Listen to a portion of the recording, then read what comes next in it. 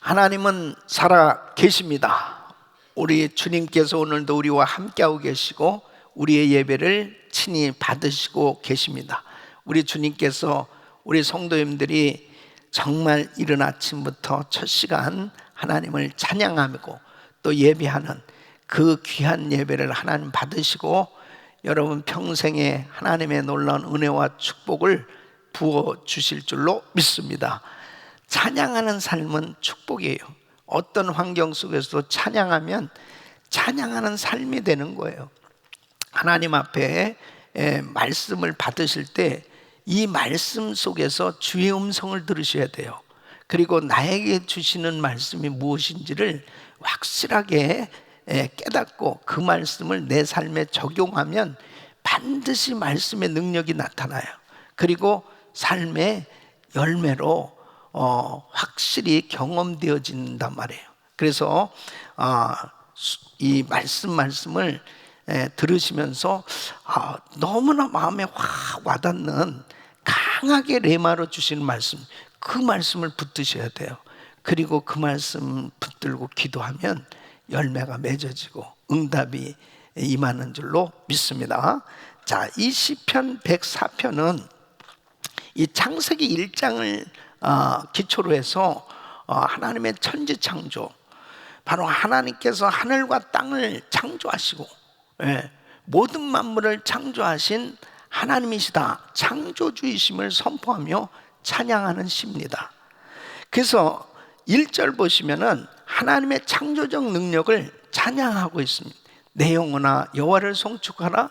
여호와 나의 하나님이여 주는 심히 위대하시며 존귀와 권위로 옷 입으셨나이다. 그래서 하나님께서 이제 구체적으로 천지를 창조하신 첫째 날부터 시작해서 이제 그 창조하신 그 모든 일들을 묘사하면서 찬양하고 있는데요. 2절은 이 첫째 날과 둘째 날을 의미하고 있습니다. 주께서 옷을 입음같이 빛을 입으시며 하늘을 휘장같이 치시며, 그래서 빛과 궁창을 창조하시고, 그 다음에 자 창세기 1장 6절로 8절에 구체적으로 기록하고 있잖아요. 하나님이 이르시되 물 가운데 궁창이 있어 물과 물로 나뉘라 하시고, 하나님이 궁창을 만들어 궁창 아래의 물과 궁창 위의 물로 나누게 하시니 그대로 되니라. 하나님의 궁창을 하늘이라 부르시니라. 저녁이 되고 아침이 되는 둘째 날에, 그래서 첫째 날과 둘째 날에 바로 빛이 있으라 하시며 빛이 있었고, 또 이 궁창을 창조하신, 그래서 첫째 날과 둘째 날에 창조하신 것을 말씀하고, 그 다음에 이제 하나님께서 셋째 날을 5절로 6절 보시면은 땅에 기초를 놓으사 영원히 흔들리지 아니하게 하셨나이다. 옷으로 덮음같이 주께서 땅을 깊은 바다로 덮으시매 물이 산들 위로 솟아올랐으나 그랬어요. 그래서 이제 셋째 날을 묘사하고 있는데요. 바다와 땅, 땅의 채소, 이제 열매 맺는 나무, 이런 것들에 대해서 이제 그렇게 묘사를 하고 있어요. 창조한 거에 대해서. 그러면서 7절로 10절까지 보면은 이제 하나님이 바다와 땅을 만드실 때 이 육지와 바다의 경계가 생기게 만들었고, 산과 골짜기가 생기고 골짜기에 샘이 생기는 것을 묘사하고 있습니다. 주께서 꾸짖으시니 물은 도망하며 주의 우레소리로 말미암아 빨리 가며, 주께서 그들을 위하여 정하여 주신 곳으로 흘러갔고 산은 오르고 골짜기는 내려갔나이다. 주께서 물의 경계를 정하여 넘치지 못하게 하시며 다시 돌아와 땅을 덮지 못하게 하셨나이다. 여호와께서 샘을 골짜기에 솟아나게 하시고 산 사이에 흐르게 하사. 그래서 이제 여섯째 날 하나님 만드신 이 육지 위에 여섯째 날 무엇을 만드셨냐? 짐승들과 사람들이 샘에서 나는 물을 마시고 채소와 나무 열매를 먹고 사는 것을 묘사하고, 또 다섯째 날 만드신 새들이 살면서 즐거이 노래하는 것을 묘사하고 있습니다. 11절로 18절에 그 말씀이 되어 있어요. 각종 들짐승에게 마시게 하시니 들나귀도 해갈하며 공중의 새들도 그 가에서 깃들이며 나뭇가지 사이에서 지저귀는도다. 그가 그의 누각에서부터 산에 물을 부어주시니 주께서 하시는 일의 결실이 땅을 만족시켜 주는도다. 그가 가축을 위한 풀과 사람을 위한 채소를 자라게 하시며 땅에서 먹을 것이 나게 하셔서 사람의 마음을 기쁘게 하는 포도주와 사람의 얼굴을 윤택하게 하는 기름과 사람의 마음을 힘있게 하는 양식을 주셨도다. 여호와의 나무에는 물이 흡족하며 곧 그가 심으신 레바논 백향목들이로다. 새들이 그 속에 깃들이며 학은 잣나무로 집을 삼는도다. 높은 산들은 사냥을 위하며 바위는 너구리의 피난처를. 참 아름답게 이렇게 묘사를 하고 있습니다. 그러면서 이제 넷째 날에 하나님은 궁창, 우주의 해와 달, 별들을 지으신 것을 이제 묘사하고, 지구의 짐승과 사람은 해와 달과 별의 움직임을 따라 살아가고 있다 하는 것을 묘사하고 있습니다. 19절로 23절 보시면 여호와께서 달로 절기를 정하시며 해는 그 지는 때를 알도다. 주께서 흑암을 지어 밤이 되게 하시니 살림의 모든 짐승이 기어 나오나이다. 젊은 사자들은 그들의 먹이를 쫓아 부르짖으며 그들의 먹이를 하나님께 구하다가 해가 돋으면 물러가서 그들의 굴 속에 눕고 사람은 나와서 일하며 저녁까지 수고하는. 그래서 이 시편 기자는 정말 하나님께서 만드시고 그리고 다스리시는 그 모든 일들을 기억하면서 감탄하고 있는 것입니다. 그래서 24절에 여호와여 주께서 하신 일이 어찌 그리 많은지 주께서 지혜로 그들을 다 지으셨으니 주께서 지으신 것들이 땅에 가득하나이다. 이 모든 지상에 있는 사람부터 짐승, 산, 나무, 생물 뭐 할 것 모든 것들을 다 하나님께서 만드시고 저들을 먹이시고 그리고 다스리시는 그 모든 광경들, 이런 것들은 다 하나님의 은혜로 그렇게 살아가고 있음을 말씀을 하고 있습니다. 그래서 27절부터 30절까지 보면 이것들은 다 주께서 때를 따라 먹을 것을 주시기를 바라나이다. 주께서 주신즉 그들이 받으며 주께서 손을 펴신즉 그들이 좋은 것으로 만족하다가 주께서 낯을 숨기신즉 그들이 떨고 주께서 그들의 호흡을 거두신즉 그들은 죽어 먼지로 돌아가나이다. 주의 영을 보내어 그들을 창조하사 지면을 새롭게 하시나이다. 참 그러기 때문에 이 우주 만물이 저절로 그냥 만들어져 가지고 운행되어지고 있다고 생각하는 것이 얼마나 어리석은 거고. 그러니까 진화론이나 이 무신론자들은요 정말 배은망덕하게 짝이 없을 뿐 아니라 그 사고 자체가 이 창조론을 믿는 사람과 진화론을 믿는 사람은 기초가 완전히 틀린 겁니다. 그러니까 하나님께서 인간을 지으신 목적이 뭐예요? 인간을 지으신 목적은 하나님을 찬양하도록 지으신 겁니다. 하나님께 영광을 돌리도록. 그래서 이사야서 43장 21절 보면 바로 이 백성은 내가 나를 위하여 지었나니 나의 찬송을 부르게 하려 함이니라. 그러니까 바로 하나님께 영광을 돌리는 것이 인생의 목적이에요. 믿습니까? 그런데 하나님께서 나를 만드셨다, 모든 만물을 만드셨다, 창조를 믿지 않는데 어떻게 하나님께 영광을 돌립니까? 그러니까 결국 창조론을 믿지 아니하면, 하나님께서 지으셨다는 것을 믿지 아니하면 어떻게 되냐면 결국 유물론적 사상이죠. 그래서 결국 세상을 사랑하고 세상을 찬양하고 세상을 의지하며 사는 그런 인생이 되어질 수밖에 없어요. 그리고 하나님을 대적할 수밖에 없습니다. 그러니까 이 창조론과 이 진화론, 창조론, 이 무신론 완전한 엄청난 차이가 있습니다. 예, 사람들이 똑같이 이렇게 뭐 먹고 마시고 이 세상을 다 여러 가지 일을 하고 살아가고 있지만 생각 구조, 기초가 완전히 틀린 거예요. 하나님의 창조를 믿고 사는 것이 복이에요. 하나님이 이렇게 모든 만물을 창조하셨다. 예. 그러니까 31절로 32절 보면은 여호와의 영광이 영원히 계속할지며 여호와는 자신께서 행하시는 일들로 말미암아 즐거워하시리로다. 그가 땅을 보신즉 땅이 진동하며 산들을 만지신즉 연기가 난다.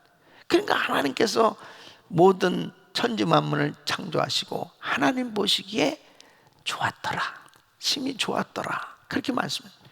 그러니까 바로 하나님은 우리를 통해서도 참 영광 받으시길 원하십니다. 천지 만물을 통해서 영광 받으시고, 그러니까 모든 인생은 우리가 가진 모든 걸 가지고 하나님을 찬양해야 됩니다. 하나님께 영광을 돌려야 됩니다. 아멘을 크게 하세요. 하나님께 영광을 돌려야 됩니다. 영광을. 그래서 이 시편 기자는 단단히 결심하는 거예요. 이제 나는 창조주 하나님만 찬양하고 영광 돌리며 살겠습니다. 앞으로 영영이 찬양하며 살겠습니다. 33절로 34절 우리 큰 소리로 같이 시작. 내가 평생토록 여호와께 노래하며 내가 살아있는 동안 내 하나님을 찬양하리로다. 나의 기도를 기쁘게 여기시기를 바라나니 나는 여호와로 말미암아 즐거워하리로다. 할렐루야. 그러니까 여러분, 우리가 이 새벽에 이렇게 일찍 일어나서 그냥 졸리는데도 하나님을 찬양, 졸리는데도 예배를 드리고 기도할 수 있는 거, 이거 아무나 하냐고요. 하나님이 나를 지으셨고 이 천지 만물을 창조하셨고 그 하나님을 어찌 내가 높여드리지 않을 수 있냐 이거예요. 그 하나님을 찬양하며 사는 것이 가장 큰 행복이라고요. 정말 우리 성도님들이 빨리 성전에 나오셔서 새벽에도 율동하고 그리고 막 하나님을 높여드리고 찬양하고. 여러분, 왜 우리 교회를 하나님이 그렇게 기뻐하신 줄 알아요? 우리 교회 안에 찬양이 가득 차 있습니다. 우리 성도님들이 찬양을 그렇게 좋아해요. 하나님 앞에 찬양하기를 기뻐하는, 새벽부터 밤까지 하나님이 우리를 통해서 그렇게 영광 받으시길 원하세요. 무신론자들은 이게 안 되는 거예요. 진화론을 믿으면 이게 안 됩니다. 이거 자체가 안 돼요. 의식구조 이게 안 되게 돼 있어요. 그래서 하나님이 창조하셨다, 이것을 확실히 믿어야 돼. 이게 믿어지는 것은 그냥 믿어지는 게 아니죠. 성령으로 거듭나야 믿어지는 겁니다. 바로 하나님께서 나에게 이 놀라운 은혜를 주신 것은 바로 영적인 눈이 열려져서 하나님께서 천지 만물을 창조하셨고 그 모든 만물이 다 하나님을 찬양하는, 그 찬양하는 속에 내가 들어있는 거예요. 그래서 내가 하는 모든 일들을 통해서 하나님을 높여드리고 하나님을 자랑하고 하나님을 찬양하는 삶이 됐을 때 하나님이 그렇게 흐뭇해 하시고 그렇게 기뻐하신 것입니다.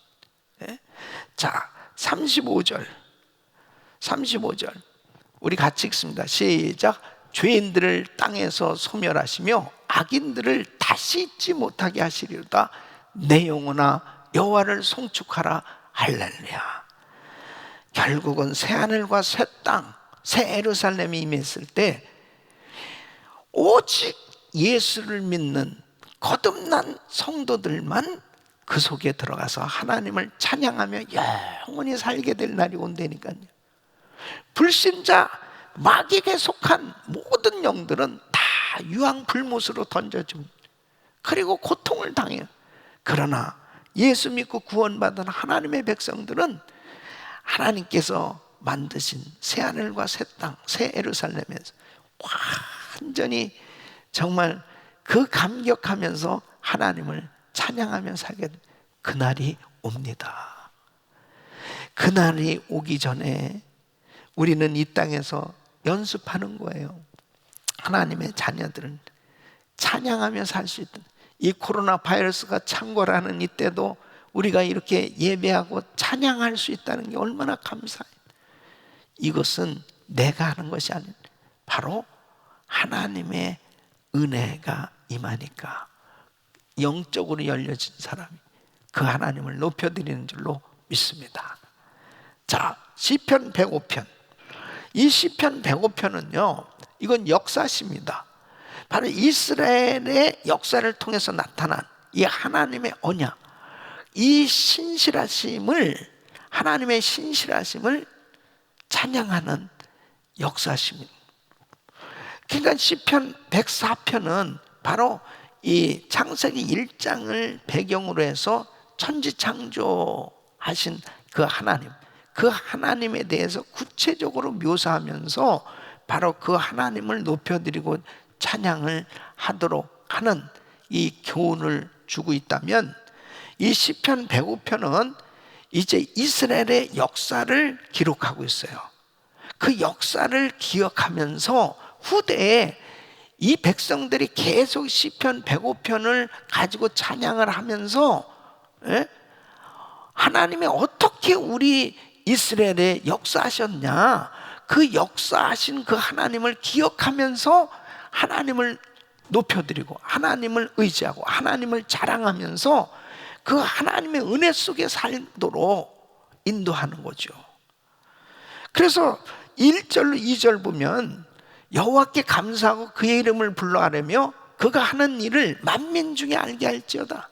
그에게 노래하며 그를 찬양하며 그의 모든 기이한 일들을 말할지어다.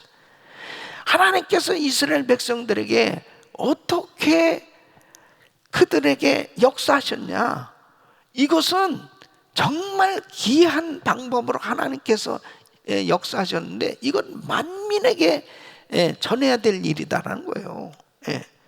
그래서 하나님의 일을 기억하고 자랑할 때 마음의 기쁨이 충만해지는 거예요. 여러분, 하나님께서 역사하신 일을 증거할 때 여러분 간증하거나 간증을 들을 때 어때요? 와, 그냥 기쁨이 충만해지는. 3절로 6절은 그의 거룩한 이름을 자랑하라. 여호와를 구하는 자들은 마음이 즐거울지로다. 여호와의 그의 능력을 구할지어다. 그의 얼굴을 항상 구할지어다.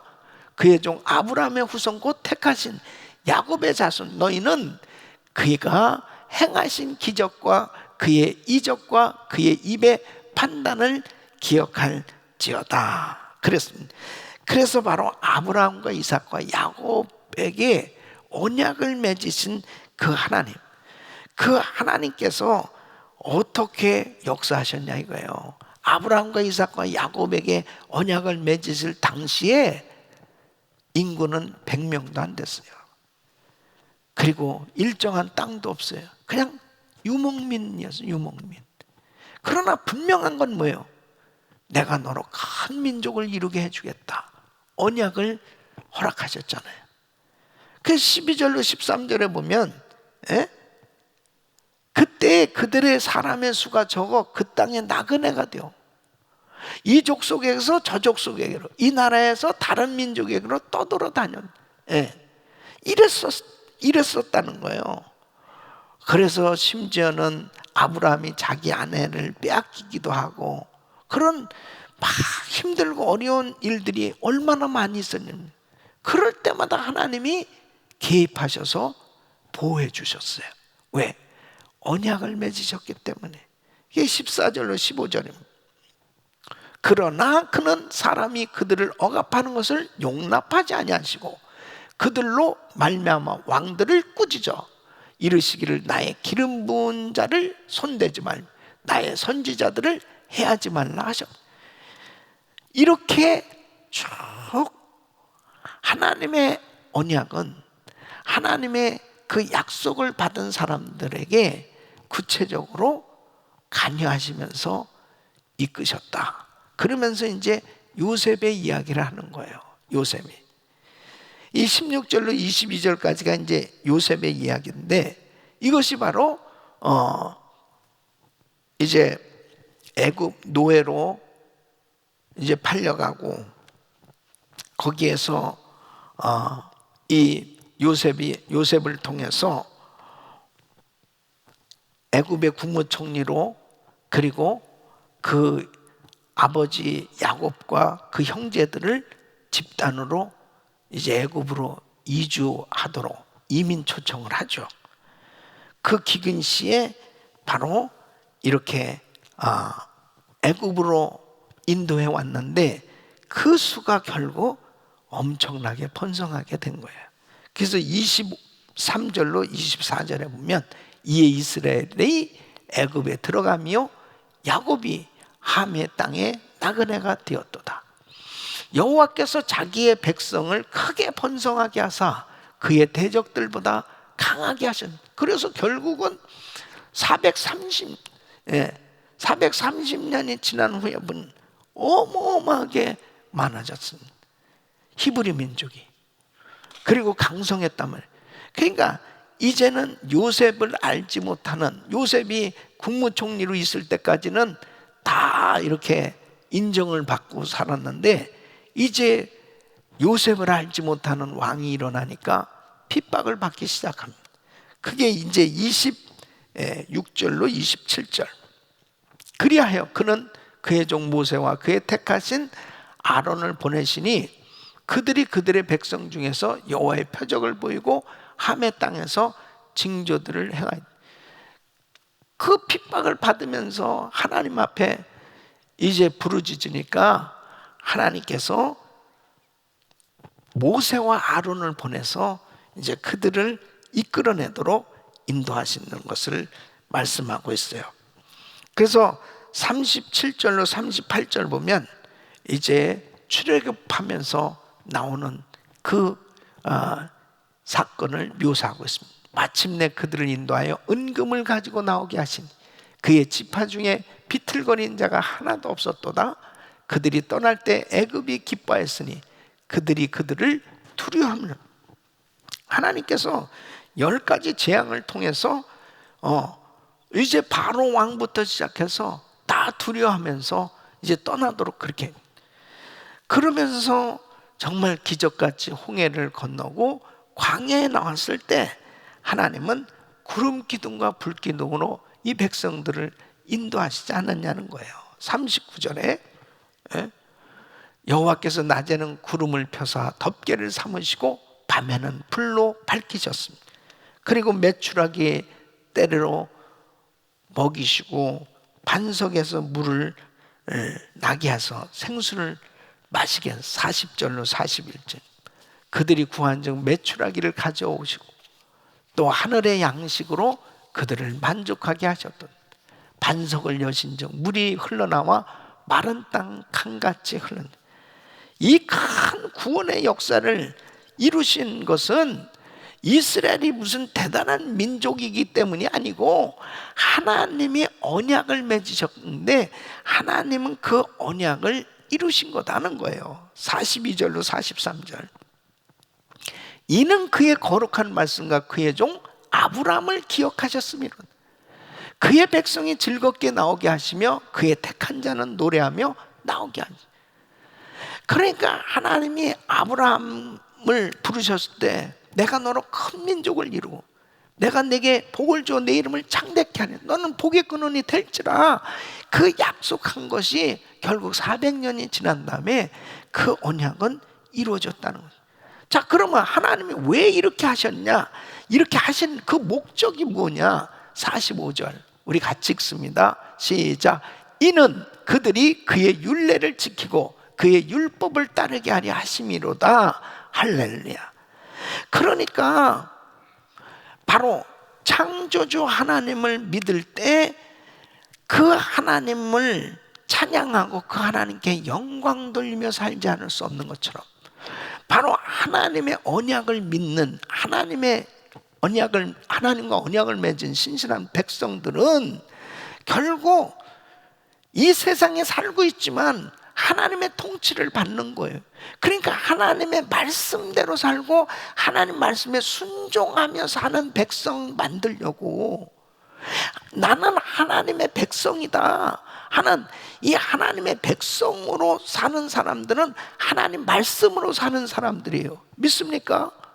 하나님 말씀으로 사는 사람들이라니까. 그러니까 우리는 이 땅에서 지금 살고 있지만 예수 그리스도를 믿고 이제 우리는 구별된 하나님의 백성들이 됐어요. 구별된 하나님의 백성이 됐다는 건 뭐예요? 우리는 이 세상에 살고 있지만 하나님의 법으로 사는 사람이에요. 하나님의 통치를 받으며 사는 사람이에요. 예? 그래서 하나님의 말씀에 순종을 하면서 하는 거죠. 그러니까 하나님께서 왜 이렇게 이스라엘 백성들을 이 모든 과정들, 기이한 방법을 통해서 이들을 구원하고 이렇게 가나안 땅에 들어가서 땅을 정복하고 하나님의 백성으로 살아갈 수 있도록 이렇게 하신 그 이유가 뭐냐? 하나님의 백성답게 살 수 있도록 하나님 말씀의 법에 따라 살아가는 백성 만들려고 그랬다는 거예요. 우리 사랑하는 성도는, 우리는 이걸 확실히 기억하셔야 돼요. 우리는 하나님과 언약을 맺은 백성이에요.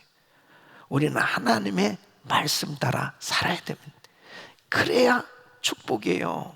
할렐루야. 자, 저는 오늘 우리 성도님들과 같이 은혜 나눌 한 구절 말씀, 시편 105편 19절 말씀, 우리 같이 함께 읽게. 시작. 곧 여호와의 말씀이 응할 때까지라 그의 말씀이 그를 단련하였도다. 다시 한번 시작. 곧 여호와의 말씀이 응할 때까지라 그의 말씀이 그를 단련하였도다. 이 말씀은 요셉에 대한 말씀입니다. 요셉. 예. 자, 요셉이 형들에게 배신을 당하고 애굽에 팔려가죠. 아니, 부잣집 그 아버지 총애를 받으면서 정말 귀하게 자란 요셉입니다. 하루아침에 처절한 그런 고통, 아주 말할 수 없는 고난을 이 요셉이 당합니다. 낯선 곳으로 팔려가는 거예요. 하루아침에 노예로 전락해버렸어요.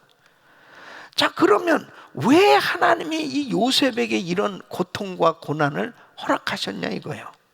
예? 하나님이 왜 이런 연단을 이 요셉에게 허락을 하셨는가? 이것을 새겨보게 하는 말씀입니다, 이게. 예. 하나님이 요셉을 미워하신 겁니까? 하나님이 요셉을 덜 사랑하셨기 때문에 애굽에 팔려가게 하신 건가요? 야곱이 요셉을 12아들들 가운데서도 가장 사랑했습니다. 채색 옷을 입혀주고 그렇게 요셉을 사랑한 것처럼 하나님도 이 요셉을 사랑하셨어요. 그런데 하나님께서 사랑하는 이 요셉을 불가마 같은 무서운 환난에 던져버렸어요. 예, 그 속으로 그냥 던져버린 거예요. 이것이 하나님의 자녀를 사랑하는 방법 중에 하나입니다. 예.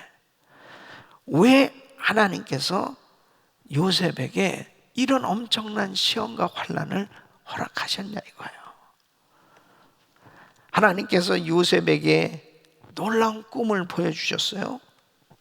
하나님께서는 요셉을 스식으로 작정하셨지만 요셉은 사실 준비가 안 돼 있었어요. 그의 성품도 준비가 안 돼 있었습니다.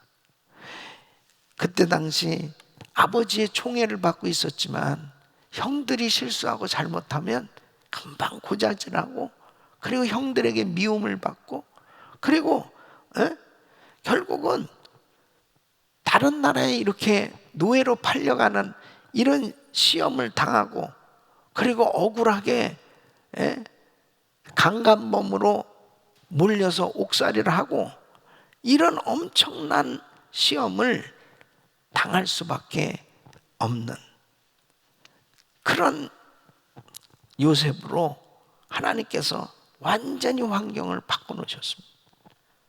그러니까 사실은 요셉이 준비가 안 되어져 있는 그런 환경 속에서 이렇게 엄청난 시험과 환난을 당하는 그런 고난 속에 집어넣으신 그 이유, 뭐 상상할 수 없이 고통스럽고 억울하고 괴롭고 모든 것을 다 경험하게 합니다. 짧은 시간에.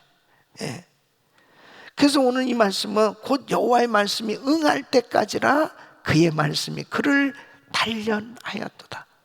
하나님은 이 요셉을 연단시키셔서 그의 꿈이 이루어지도록, 그의 꿈이 이루어져서 하나님이 쓰실 수 있는 사람으로 만드시도록 하시기 위해서 바로 하나님의 말씀이 응할 때까지 바로 하나님께서 이 요셉을 단련시켰다. 그러니까 여러분, 저와 우리 성도님들이 때로는 참 힘들고 어려운 고난의 시간들을 겪는 그런 과정들이 있잖아요. 특별히 이런 코로나 바이러스 사태로 인해서 정말 예기치 못하는 많은 어려운 일들을 겪고 있습니다. 하나님의 연단이 우리에게 때로는 필요할 때가 있어요. 그 하나님의 연단이 요셉을 어떻게 변화시켰습니까? 하나님이 요셉을 쓰시기로 작정하셨는데 연단의 시간을 통해 요셉을 변화시키신 거예요. 여러분, 연단의 시간, 이 고난의 시간, 환난의 시간을 통해서 우리가 변화돼야 됩니다. 우리가 변화돼야 이 고난과 환난은 축복이라니까요. 고난당한 것이 내게 유익이라 이로 인해서 내가 주의 율례를 배우게 되었나요. 그러니까 고난이 축복이 되려면 고난을 통해서 변화돼야 된다고요. 고난 통해서 변화가 안 되면 그 고난은 유익이 되지 않아요. 그냥 오히려 고난은 정말 저주지. 그냥 고난을 통해서 내가 하나님이 기뻐하는 사람으로 변화됐다면 이건 어마어마한 축복인 거예요. 그러니까 이 요셉이 너무너무 힘든 과정들을 겪지 않습니까? 이거 세상에 뭐 아니 형들한테 어떻게 이런 배신을 당하고, 아니 자기가 정말 낯선 나라에 노예로 팔려가다니, 이거 완전 인신매매단에서 팔려간, 거기서도 어떻게 또 강간범으로 몰려가지고 억울하게 감옥에 가고, 이런 말할 수 없는 그런 어린 나이에 그런 고통을 당했습니다. 왜 하나님이 이런 연단의 시간을 허락하십니까? 이걸 통해 요셉을 변화시켰어. 축복하시기로 작정하신 거예요. 그래서 여러분, 우리는 예수 안에서는 버릴 게 하나도 없어요. 예수 안에서는 고난 당하는 것도 환난 당하는 것도 축복이라니까요. 첫째는 요셉은 권세의 자리에서 교만하지 않도록. 요셉은 권세의 자리에서 교만하지 않습니다. 요셉이 바로왕의 꿈을 해몽하고 바로왕은 즉시로 그냥 국무총리로 세웁니다. 이건 파격적이에요. 바로왕이 이름 그대로 바로 그냥 시켰어요. 그냥 이건 파격적이죠. 왜? 죄수, 파렴치한 죄수범을 그냥 하루아침에 국무총리로 세운 겁니다. 아무리 감동을 받아도 어떻게 이렇게 할 수 있어요? 그리고 그때 이 요셉의 나이가 30살입니다. 그리고 진짜 외국인이고 히브리 사람들은 사실 무시했단 말이에요. 이거 도무지 국무총리가 될 수 있는 환경이 아니죠, 이게. 그런데 그냥 바로 왕이 바로 그냥 국무총리로 세운 거예요. 그러면 이런 젊은 날에 국무총리가 되고 이렇게 막 왕이 막 전적으로 신임하는 거예요. 이런 신임을 받으면 이게 교만해지기 쉽습니다. 금방 교만해지기 쉽어요. 그런데 이 요셉은 하나님의 은혜를 알았어요. 그래서 그가 이제 두 아들을 낳잖아요. 두 아들을 낳았을 때 므낫세와 에브라임 두 아들을 낳았는데 이름을 이 므낫세다, 이 므낫세다 그렇게 지었어요. 그 이름을 지은 거는 바로 잊어버림이라는 뜻입니다. 잊어버림. 뭐예요? 하나님께서 은혜를 넘치게 부어주셔서 과거에 나의 쓰라린 고통과 아픔을 다 잊어버리게 해주셨다. 이것은 하나님의 은혜입니다. 두 번째 아들을 낳았을 때 에브라임이라고 하셨어요. 이것은 번성케 함이라는 뜻입니다. 하나님의 은혜로 내가 이 수고한 땅에서 이렇게 번성하게 되었다. 하나님이 번성케 해주셨다. 하나님의 은혜를 기억하잖아요. 교만해질 수 없습니다. 하나님의 은혜를 기억하니까 이제 결국은 형들을 만났죠. 형들을 만나서 이제 자기를 알리잖아요. 이게 참 드라마틱하죠. 이제 드디어 이제 형들을 만나게 된 거예요. 양식을 구하러 형들이 왔잖아요. 왔을 때 요셉을 이제 만났는데 요셉도 이거 자기를 어떻게 알려야 될까? 근데 창세기 45장 5절에 이렇게 말하면 처음으로 이야기하는 당신들이 나를 이곳에 팔았다고 해서 근심하지 마소서, 한탄하지 마소서. 하나님이 생명을 구원하시려고 나를 당신들보다 먼저 보내셨나요? 이게 첫 번째 얘기예요. 그러니까 하나님이 생명을 구원하시려고 나를 당신들보다 먼저 하나님을 먼저 앞세우잖아요. 하나님을 먼저 앞세우잖아요. 내가 말이야, 야, 진짜 놀랬지. 내가 국무총리 된 거. 내가 얼마나 고생 많이 했는지 알아? 내가 정말 대단히 열심히 노력한 거야. 뭐 이렇게 나오는 게 아니고 하나님을 앞세우는. 그리고 이제 바로 왕이 좋은 땅 있는 것 중에 이 가족들 어느 땅이든지 다 차지해서 쓰라고 막 그렇게 호의를 베풀잖아요. 그랬을 때 고센 땅으로 인도합니다. 그러면서 우리 집안은 대대로 목축업을 합니다. 목축업. 히브리 사람들이 목축업한 그 애굽 사람들이 제일 천하게 여기는, 그러므로 어떤 특권 중에 특별 대우라는 이런 인식을 갖지 않도록 그렇게 자기를 낮추는 겸손함을 볼 수 있습니다. 어떻게 해서 이렇게 됐어요? 이런 연단의 시간을 통해서 오직 하나님의 은혜 아니면 살 수 없다는 거, 이걸 깨달은 거예요. 그래서 하나님을 먼저 내세우는, 그냥 입만 열으면 하나님을 먼저.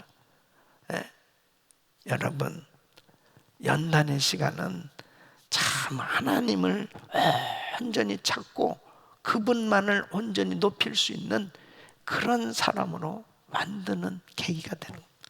두 번째로 요셉은 형들의 잘못을 복수하지 않고 용서합니다. 이제 야곱이 죽었어요. 야곱이 죽었을 때 이 형제들이 불안한 거예요. 야, 정말 요셉이 우리 용서한 거야? 막 불안해서 막 자꾸 의심하면서 또 사과를 합니다. 또 사죄를 합니다. 그랬을 때 창세기 50장 19절 21절에 요셉은 정말 진심을 말합니다. 형들에게.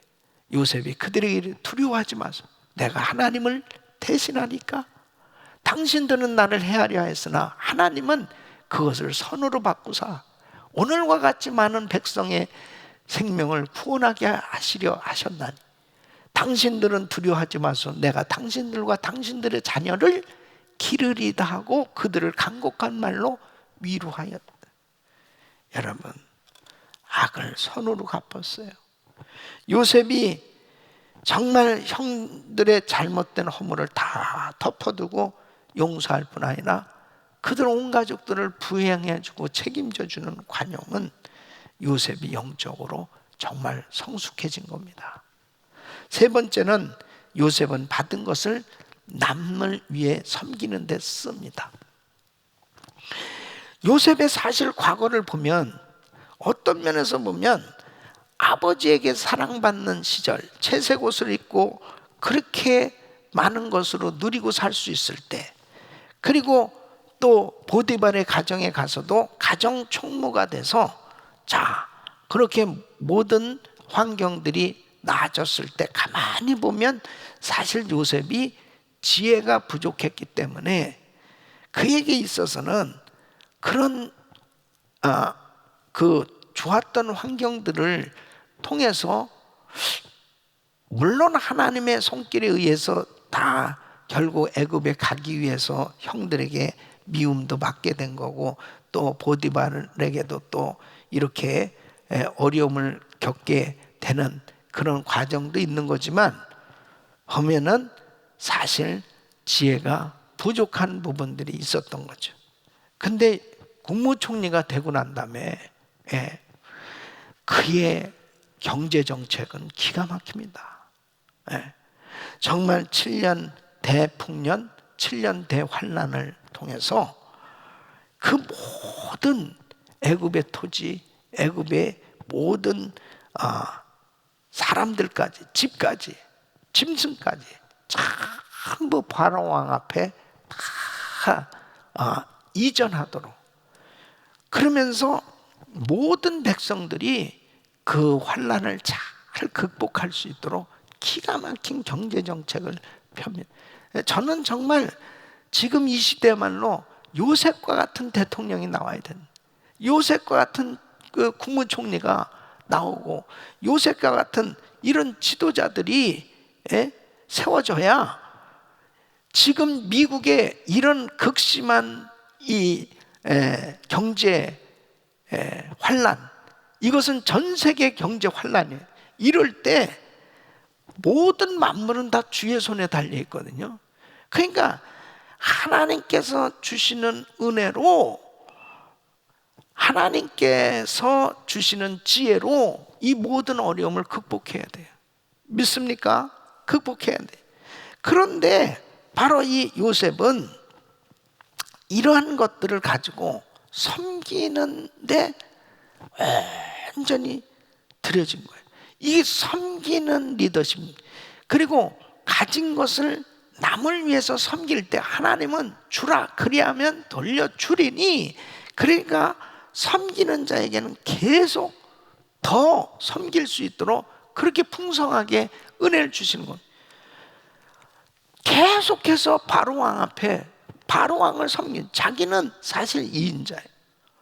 그랬을 때 이 요셉이 교만해서 자기 것으로 챙기려고 그렇게 했었다면은 이 부하 신하들에게도 지탄을 받고 나중에 보면 결국 형제들에게도 다 욕먹고 그렇게 살았을 거예요. 그런데 자기를 위한 게 아니야. 전부 나라를 위해서 그걸 가지고 전부 다 섬긴 겁니다. 나라를 위해서. 그 다음에 바로왕에게 전적으로 모든 걸 바로왕 다 그렇게 섬겨요.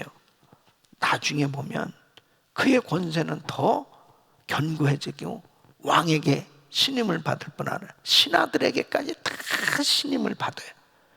이것이 왜 그랬어요? 자기 것을 다 섬기는 데 썼어요. 마태복음 20장 28절 보면 인자가 온 것은 섬김을 받으려 하면 도리어 섬기려고 자기 목숨을 많은 사람의 대성물로 주려. 주님이 이렇게 자기를 다 주시는 이런 섬김이 있을 때 빌립보서 2장 8절에 10절, 예수님이 어느 만큼 섬기셨어요. 사람의 모양으로 나타나 자기를 낮춰 죽기까지 복종하셨어요. 그 십자가에 죽으십니다. 그러는데 이렇게 죽으셨는데 망했습니까?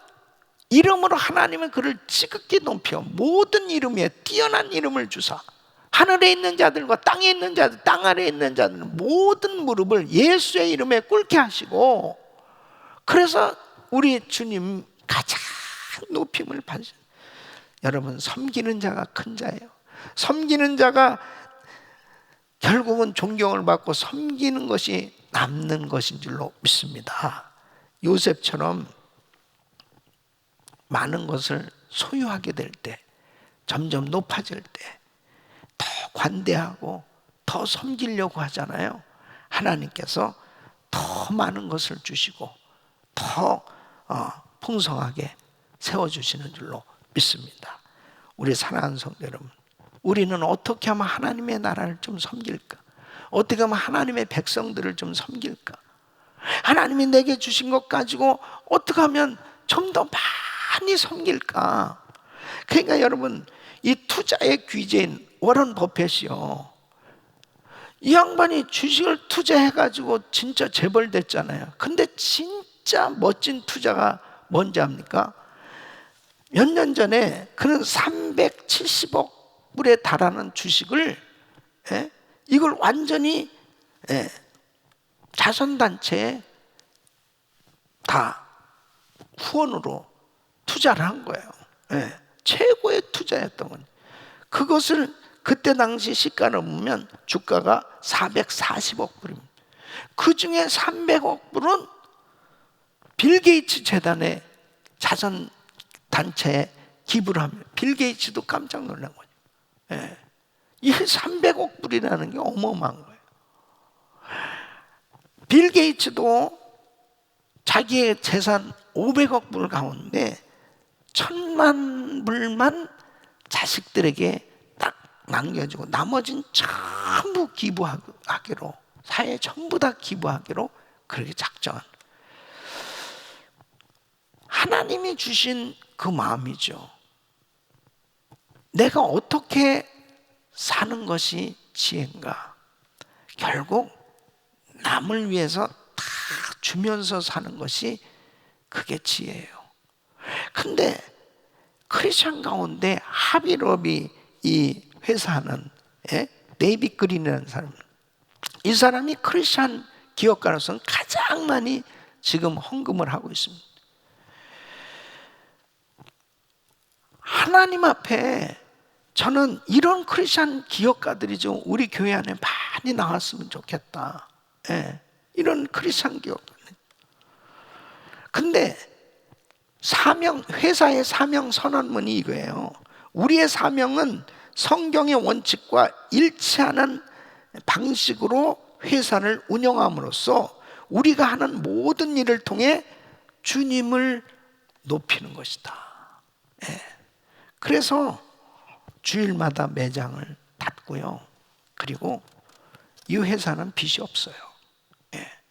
그리고 전 직원들을 다른 직원들보다 배 이상 그 헌금을 주면서 우리는 가족 회사라는 거예요. 그러면 점적으로 계속해서 하나님 나라를 위해서 헌금하고, 우리 사랑하는 성도 여러분, 지금 코로나 바이러스 사태로 굉장히 어려운 가운데 있습니다.